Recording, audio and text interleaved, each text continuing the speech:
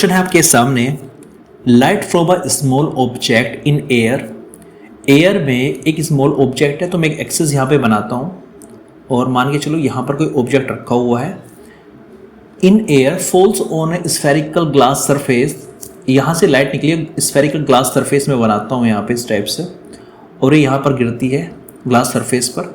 इस glass surface का जो रिफ्रैक्टिव इंडेक्स है मैं जी एक्स्ट्रा और ऐड कर देता हूँ कि ग्लास का है 1.5 और बाहर जो एयर का होता है वो होता है 1। अब इसके बाद क्या होता है, रेडियस ऑफ कर्वेचर इसकी दी कैपिटल आर, ये कैपिटल आर है। यहाँ पर एक रियल इमेज है ऑब्जेक्ट की, वो यू डिस्टेंस पर वो बनती है, फॉर्म होती है। अब ये नहीं पता कहाँ फॉर्म हो रही है, बस रियल हो रही है।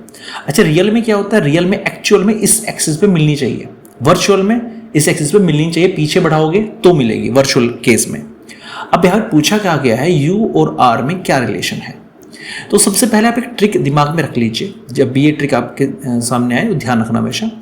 जब भी कोई एक मीडियम से मान लो 1 मीडियम से दूसरे मीडियम में जा रही है और मान लो ये ऑब्जेक्टिव डिस्टेंस u से दिखाते हैं, डिस्टेंस ऑफ v से दिखाते, तो यहाँ पे जो फॉर्मूला लगता है वो लगता है जिस मीडियम में गई उसका refractive index upon v minus जिस मीडियम से आई थी उसका refractive index upon u equals, दोनों को घटा के लिखो n2 माइनस n1 और अपॉन में क्या लिखोगे r। r क्या है, इसकी रेडियस है। तो ये फॉर्मूला आपको दिमाग में रखना पड़ेगा। अब मैं वैल्यू पुट करता हूँ इसके अकॉर्डिंग, कहाँ गई ng 1.5 में गई, यहाँ पे v कितना है, v हमें नहीं पता भाई साहब। n1 कहाँ से आई थी, एयर से आई थी, एयर का इंडेक्स 1 होता है, और u क्या है, ऑब्जेक्टिव डिस्टेंस u हो गया यहाँ पे।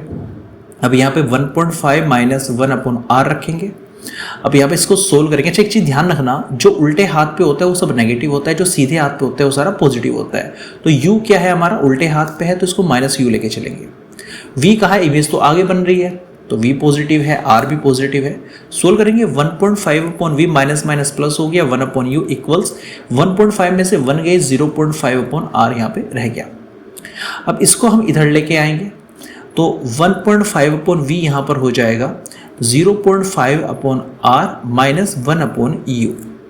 इसको सोल्व करूँगा तो सोल्व करने पर यहाँ पर ये आएगा ru, अगर इसका एलसीएम आ गया तो होगा 0.5u माइनस r। अब एक बात बहुत ध्यान से समझिएगा, क्योंकि जो इमेज बन रही है वो पॉजिटिव होनी चाहिए। अब v का यहाँ पॉजिटिव होने कब हो सकता है, v का पॉजिटिव अगर ये क्वांटिटी कैसी हो, बड़ी में से आप छोटी घटाओगे तब ये पूरी पॉजिटिव बन सकती है। मान के चलो ये क्वांटिटी आपकी छोटी हो गई, छोटी में से आपने बड़ी घटा दी तो नेगेटिव आएगा, v नेगेटिव हो जाएगा। लेकिन v का क्या है, सीधे हाथ पे राइट हैंड साइड, तो पॉजिटिव होनी चाहिए। तो कहने का मतलब है बड़ी क्वांटिटी में से छोटी ही घटेगी, मतलब 0.5 जो u है ना वो r से बड़ा होना चाहिए। पॉइंट हटाऊंगा 10 लिख दूंगा, 5 एकम 5, 5 दूनी 10, तो u अपॉन 2r हो जाएगा और u r 8 मल्टीप्लाई करूंगा 2r हो जाएगा।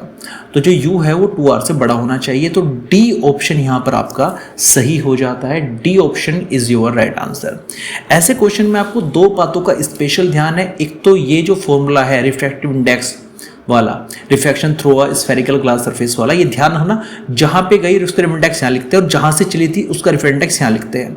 नीचे हमेशा इधर v लिखेंगे जहाँ इमेज की डिस्टेंस और ये u जो ऑब्जेक्टिव डिस्टेंस है, और ये जगह तो कॉपी होगा n2 माइनस n1, यहाँ पे n2 माइनस n1। सोल्व करके माइनस प्लस का स्पेशली आपको ध्यान रखना पड़ेगा। सोल्व करने के बाद आपको ये क्वांटिटी पॉजिटिव करनी थी, v को पॉजिटिव करना था, तो मतलब बड़े में से छोटा ही घटेगा तब ये पॉजिटिव हो सकता है। तो यहाँ पे मैंने सोल्व किया तो D ऑप्शन आपका यहाँ पर सही हो जाता है।